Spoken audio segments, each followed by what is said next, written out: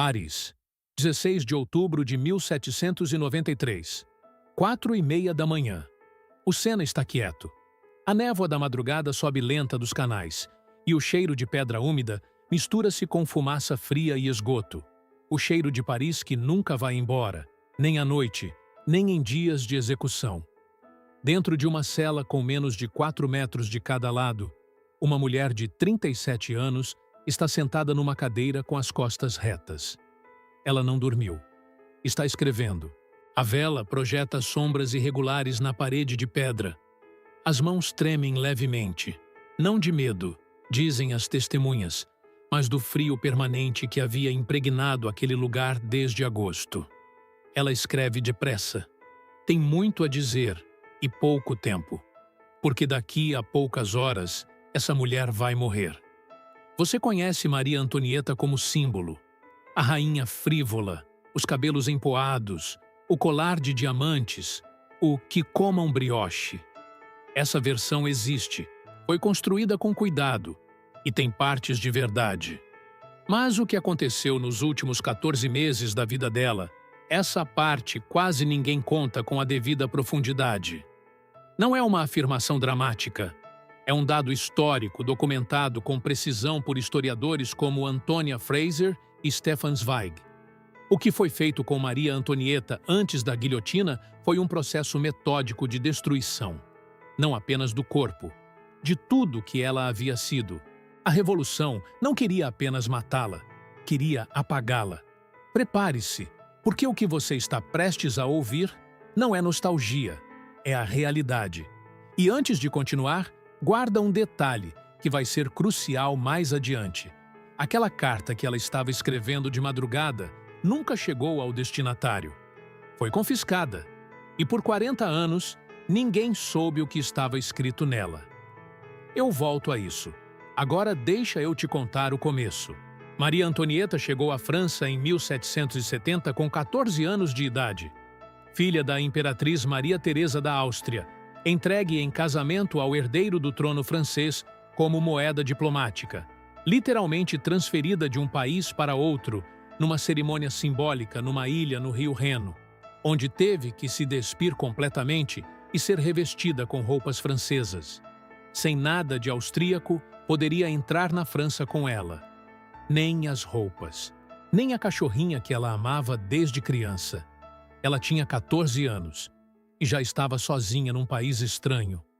O casamento com o futuro Luís XVI foi, durante anos, oficialmente não consumado. Problema provavelmente anatômico do marido, corrigido cirurgicamente apenas 7 anos depois. 7 anos sendo rainha, sendo observada por toda a corte, sendo cobrada por herdeiros, enquanto a câmara de dormir permanecia vazia de sentido. Ela preencheu esse vazio com festas, com moda, com apostas, com despesas que eram reais e excessivas, e com o Petit Trianon reformado ao seu gosto pessoal, ao custo de uma fortuna que a França não tinha folga para pagar. A propaganda revolucionária chamava-a de Madame Déficit. Os panfletos publicavam caricaturas obscenas, diziam que ela tinha amantes, que mandava ouro para a Áustria inimiga. Muito disso era mentira fabricada, mas ela havia oferecido munição suficiente para que a mentira ganhasse vida própria. E aqui está algo que a história muitas vezes não conta com a devida clareza. O ódio popular a Maria Antonieta era real, profundo e parcialmente alimentado por escolhas que ela fez. Mas nada disso, absolutamente nada, justificaria o que viria a seguir. Em agosto de 1792, as tropas revolucionárias invadiram o Palácio das Tulherias. Os guardas suíços, os últimos leais à coroa, foram massacrados nos pátios, seus corpos esquartejados enquanto a família real se refugiava numa pequena cabine da Assembleia Nacional. Durante horas, sentados naquele espaço fechado, eles ouviram do lado de fora os gritos e os tiros, enquanto o palácio era saqueado cômodo por cômodo. Da cabine da Assembleia, a família foi levada à Torre do Temple, uma prisão medieval, no coração de Paris. O templo era uma torre com paredes de pedra de 1,5 metros de espessura, janelas gradeadas que deixavam entrar apenas faixas de luz em certas horas do dia. O cheiro de mofo e de madeira velha. O frio de setembro já impregnava as pedras, e o frio de outubro as transformava em gelo. Eles chegaram com o que cabia numa mala. Luís XVI, 37 anos. Maria Antonieta, 36. A filha Maria Teresa, 13. O filho Luís Carlos, 7. Por alguns meses, a família permaneceu junta. Eles estabeleceram uma rotina. Luís ensinava latim ao filho. Maria Antonieta dava aulas de francês e história à filha. Havia horários de refeição, de leitura, de caminhada no pátio vigiado. Era aprisionamento, mas era ainda uma forma de família. Em 21 de janeiro de 1793, Luís XVI foi guilhotinado na Praça da Revolução. Maria Antonieta soube pela manhã. Não lhe disseram diretamente. Ela soube porque os guardas, ao entrar no quarto, pela primeira vez não usaram o título Vossa Majestade. Disseram apenas cidadã. A partir daquele momento, ela era viúva, inimiga pública e mãe de um filho de 7 anos que a Convenção Nacional havia decidido transformar em arma. Em 3 de julho de 1793, os guardas entraram no quarto de Maria Antonieta com uma ordem da Convenção.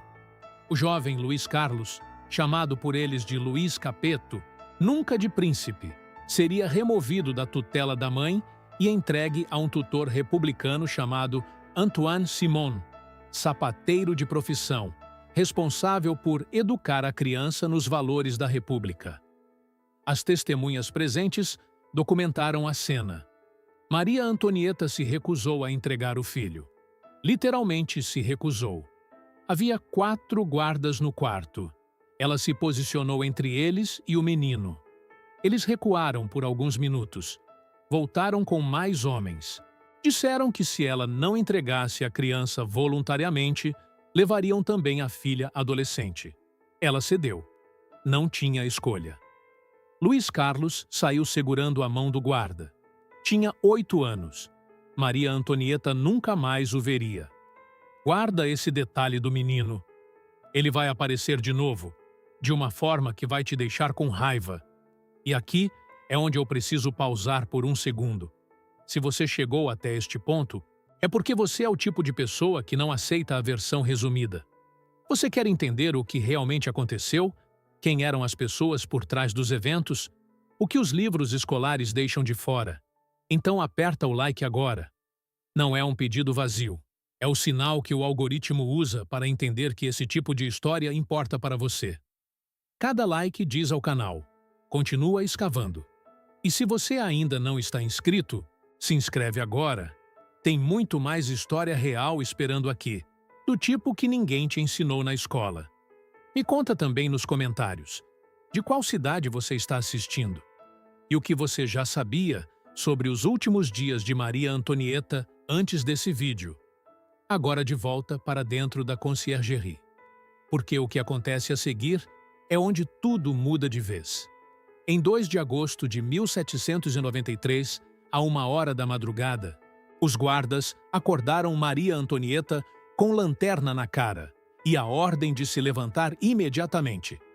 Ela seria transferida para a conciergerie, a antiga prisão que havia se tornado o ponto de trânsito de todos os condenados à morte pela guilhotina, a antecâmara da morte, como era chamada por quem passava por ela. Ela chegou ainda de madrugada. A cela era uma subdivisão improvisada do que havia sido uma sala maior. Paredes de pedra, chão úmido permanentemente, uma janela minúscula protegida por grades e coberta por um biombo de madeira podre que deixava passar o vento frio do Sena. Uma cama com colchão de palha, uma cadeira, um balde, uma mesa pequena e 2 guardas, sempre 2, sentados dentro da mesma cela, vigiando-a em turnos permanentes. Não havia privacidade nenhuma, para absolutamente nada. Uma jovem chamada Rosalie Lamorlière foi designada para servi-la.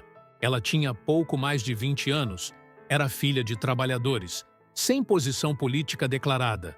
Era apenas uma moça que trabalhava na prisão. Ao longo das semanas que se seguiram, Rosalie escreveu o que via todos os dias. Décadas depois, quando publicou suas memórias, aquelas páginas se tornaram um dos documentos mais importantes que temos sobre aquele período. Rosalie registrou que Maria Antonieta acordava cedo, se lavava numa bacia de água fria, sem donzela, sem assistência. Se vestia sozinha e ficava sentada horas na cadeira ou caminhando os poucos passos que a cela permitia. Comia pouco, não se queixava. Mas Rosalie notou que ela chorava apenas quando estava de costas para os guardas e sempre em silêncio absoluto. Aqui está o que a maioria das pessoas não vê quando imagina essa cena. Ela havia envelhecido de forma visível e acelerada. Os cabelos, que os retratos mostravam empoados e elaborados, haviam ficado completamente brancos. Não por tinta ou moda, mas por estresse fisiológico, documentado pelos médicos que a examinaram. Ela tinha 37 anos e parecia uma mulher de 60. Os dentes estavam comprometidos. Ela sangrava frequentemente, provavelmente de um câncer uterino avançado, que os médicos da época não conseguiam nomear com clareza. Ela estava sofrendo fisicamente de forma constante e seguia se levantando toda manhã, arrumando o que restava das roupas, mantendo a postura. Isso não é romantização. É o dado que as memórias de Rosalie e os registros dos guardas preservaram com precisão. E pensa no que isso significa. A máquina da revolução havia colocado ali uma mulher doente, em luto pelo marido executado, separada dos filhos, sob vigilância permanente dentro de um cubículo frio, e estava esperando que ela quebrasse. Ela não quebrou. E aqui começa algo que vai te deixar com raiva, porque não foi acidente, foi deliberado. Em setembro de 1793, o Comitê de Segurança Geral começou a construir o processo formal contra ela.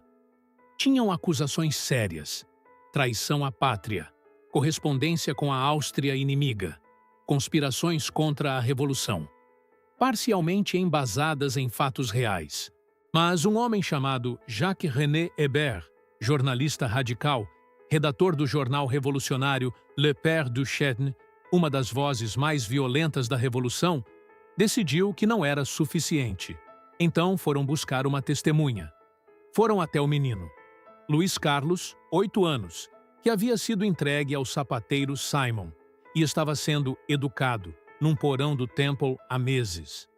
Sob quais métodos de convencimento exatos, os registros não detalham, mas as descrições posteriores do estado psicológico daquela criança falam por si. O menino foi induzido a assinar uma declaração, ou a fazer uma declaração oral, afirmando que sua mãe havia praticado abuso sexual contra ele. Incesto. Essa foi a acusação. E aqui eu preciso parar.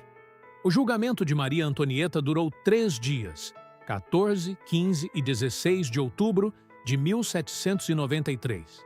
Ela foi levada ao Tribunal Revolucionário sem defesa adequada. Seus advogados haviam sido designados na véspera, sem tempo para qualquer preparação. Havia dezenas de acusações. Ela respondeu a cada uma com calma e precisão. Quando pressionada a confirmar detalhes imprecisos, corrigia.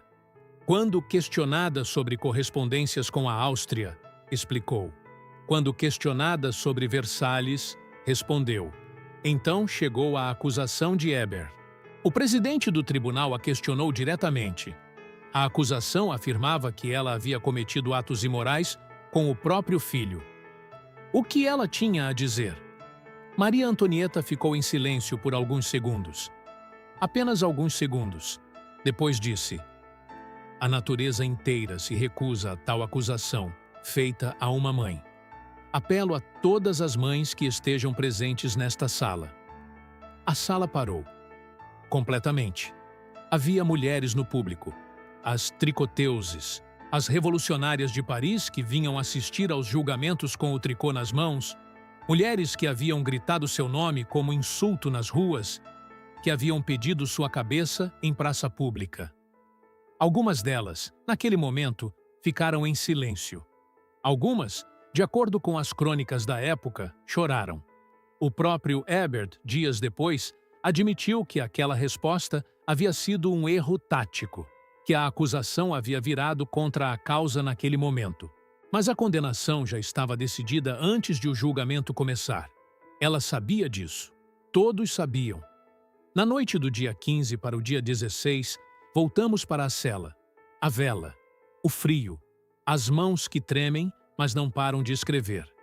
Ela está escrevendo para Madame Elisabeth, sua cunhada, irmã de Louis XVI, ainda presa no Temple. A carta começa. É para você, minha irmã, que escrevo pela última vez. Ela fala sobre os filhos. Pede que Elizabeth cuide de Maria Teresa, a filha mais velha. Não menciona mágoa. Não pede clemência. Pede que o filho seja perdoado, que ele é uma criança, que não é culpado do que disse ou assinou. Ela perdoa o filho que testemunhou contra ela. Ela pede perdão pelos erros que cometeu e termina com uma frase que os historiadores citam até hoje: que minha morte seja o fim de todos os sofrimentos. A carta foi entregue ao guarda, levada a Robespierre e guardada entre seus papéis pessoais. Madame Elisabeth nunca a leu. A carta só foi encontrada 40 anos depois, após a própria execução de Robespierre, nos documentos que a Revolução havia acumulado e esquecido. E aqui está o pequeno medalhão que ela havia carregado escondido durante todos esses meses na conciergerie, encontrado pelos guardas após sua saída da cela. Uma peça minúscula com 2 retratos em miniatura pintados à mão. A filha, o filho, os únicos objetos pessoais que ela havia conseguido guardar consigo até o fim. Às 4 da manhã, ela terminou a carta. Às 8, os guardas entraram com a tesoura. Cortaram o que restava dos cabelos brancos, deixando apenas o suficiente para não obstruir a guilhotina. Ela vestiu uma camisola branca, não a roupa de luto preto que havia pedido para usar, porque a República não permitia que ela ostentasse o luto do marido. Branco, que é, curiosamente, também a cor do luto da realeza francesa, a cor que ela escolheu para ir embora. As mãos foram amarradas atrás das costas.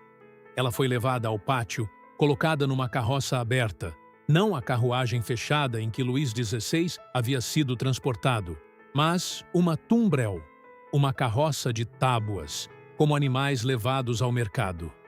Aberta, para que todos pudessem ver. O caminho até a Praça da Revolução levou 1 hora de ruas cheias de parisienses.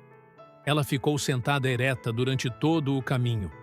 Um artista chamado Jacques-Louis David estava na multidão e fez um esboço dela de passagem. O desenho existe, é pequeno, rápido, de uma brutalidade que nenhum retrato oficial jamais alcançaria. Uma mulher de cabelos curtos, pequena, com as costas retas. Na escada da guilhotina, ela pisou sem querer no pé do executor Charles-Henri Sanson. Virou-se e disse: "Monsieur, peço-lhe perdão. Não foi de propósito." Foram as últimas palavras registradas. Ela tinha 37 anos. Era 16 de outubro de 1793, ao 12h15. Aqui está o que a Revolução tentou fazer. Construiu um processo de desumanização. Tirou o título, o nome, os filhos, a saúde, a privacidade, a dignidade material. Fabricou acusações para destruir não apenas o corpo, mas o símbolo, para que ninguém saísse daquele tribunal sentindo qualquer coisa por ela além de repulsa. E aqui está o que a Revolução não conseguiu. A carta existe. As memórias de Rosalie existem. O esboço de David existe.